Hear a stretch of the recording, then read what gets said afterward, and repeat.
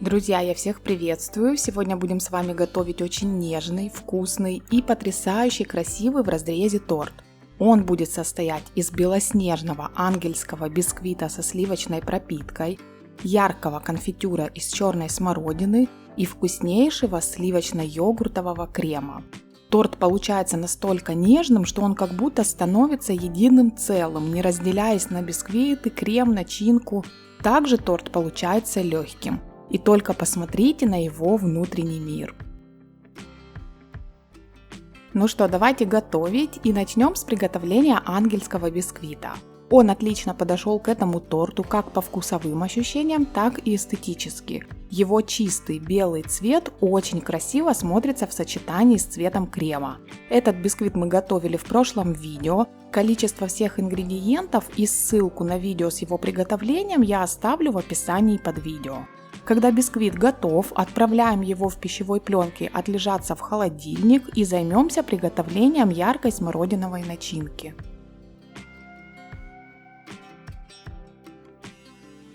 Начнем мы с замачивания желатина. Желатин нужно замочить в очень холодной воде, тщательно его перемешать, чтобы он не комковался, и оставить для набухания.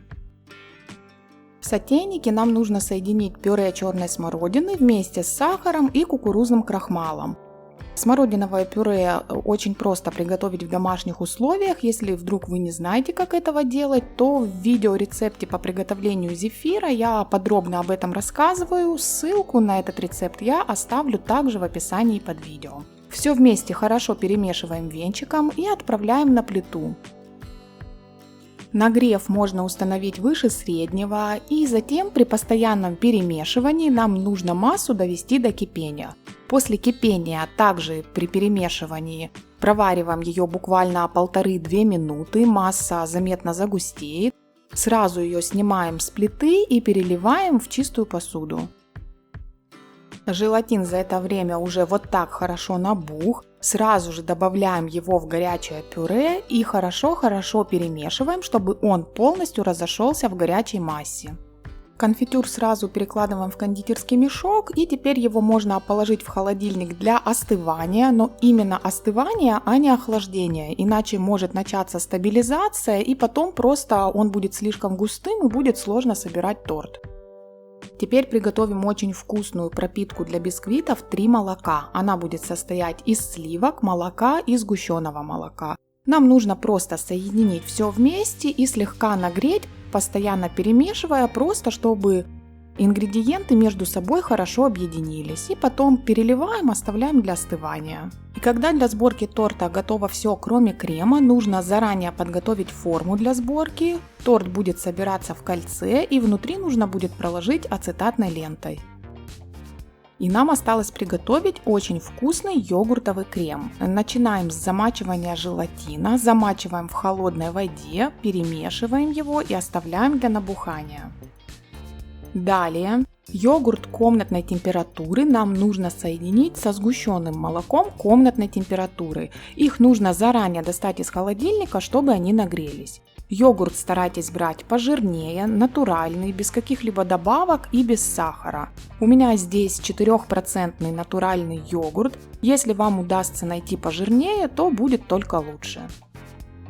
Когда йогурт со сгущенкой полностью объединились до вот такой однородной массы, нам нужно взять пюре черной смородины, переложить его в сотейник и нагреть до кипения и проварить буквально полминутки. Затем снимаем его с нагрева, желатин к этому времени уже должен набухнуть. Вводим сразу же в горячее пюре набухший желатин и тщательно его перемешиваем, чтобы он полностью разошелся в массе. И когда масса стала однородной, сразу переливаем ее в чистую посуду и оставляем остывать до комнатной температуры, примерно до 30 градусов. Нужно периодически массу перемешивать, чтобы сверху не образовывалась пленочка. Чтобы масса остывала быстрее, можно убрать ее в холодильник, но важно про нее не забывать и также периодически перемешивать, иначе желатин начнет свою стабилизацию. Пока пюре остывает, подготовим сливки. Нам понадобятся сливки жирностью 33-35% и нужно будет их взбить до хорошего загустения. Чтобы сливки взбились, они должны быть хорошо охлажденными. Я всегда дополнительно охлаждаю чашу, где буду взбивать сливки, и венчики от миксера. Также, если в помещении очень жарко, то это может помешать. Летом я всегда включаю кондиционер. Сливки начинаем взбивать на невысокой скорости, постепенно ее можно увеличить до средней. И здесь мы взбиваем сливки плотнее, чем для муссов.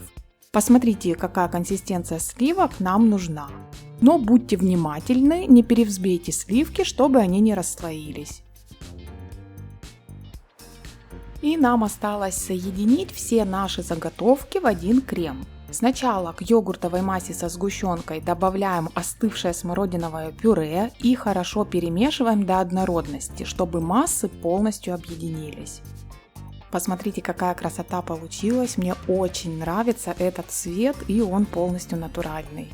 Я массу перелила в чашу побольше, потому что сливки бы у меня сюда уже не поместились. Итак, к этой массе теперь мы добавляем взбитые сливки и еще раз перемешиваем до полного объединения. Так как мы сливки взбивали до густого плотного состояния, вмешать лопаткой их будет немного сложно, мы можем воспользоваться венчиком и помочь массам объединиться с его помощью. Получится вот такой красивый и очень-очень вкусный крем. И у нас все готово для сборки торта. Торт я выравнивать кремом не буду, поэтому для покрытия верхнего бисквита отложила маленькую часть крема. Если вы будете торт выравнивать, то можно эту часть не откладывать. И теперь собираем наш торт. Бисквит нужно разделить на 3 равных коржа. Кладем первый бисквит и пропитываем его. Чтобы пропитка впитывалась лучше, берите ее теплую, можно даже слегка подогреть. Пропитываем бисквиты достаточно обильно. Далее на пропитанный бисквит из кондитерского мешка по спиральке, начиная от центра к краю, выкладываем смородиновый конфитюр. Идеальную спиральку здесь добиваться не обязательно, главное, чтобы полосочки между собой не слипались. Если вдруг такое случилось, то можно их аккуратненько разделить, именно тогда разрез получится особенно красивым. Теперь вокруг первого бисквита оборачиваем ацетатную ленту, сверху надеваем разъемное кольцо и плотно его прижимаем к бисквиту. Чтобы слои крема между бисквитами были одинаковые, я заранее крем разделила на 2 равные части, и теперь на бисквит выливаем первую часть крема. Помогаем ему равномерно распределиться и аккуратно накрываем его следующим бисквитом. И теперь все нужно повторить. Также обильно пропитываем бисквит, затем по спиральке выкладываем вторую часть конфитюра. Выливаем вторую часть крема.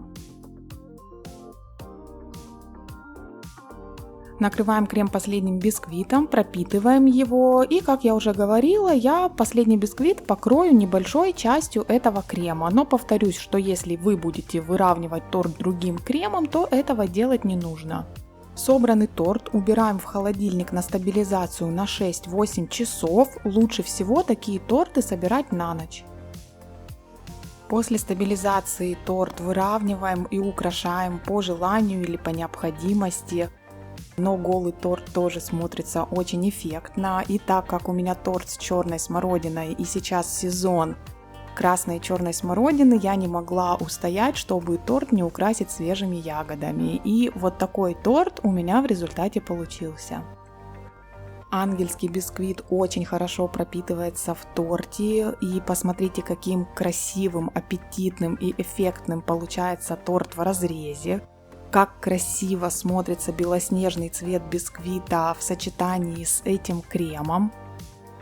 Я уже сказала в начале, что торт получается как будто бы единым целым, нежным и очень вкусным. Друзья, у меня на этом все. Я вас всех благодарю за внимание. Вдохновляйтесь, готовьте, пробуйте, оставайтесь со мной на связи и до новых встреч!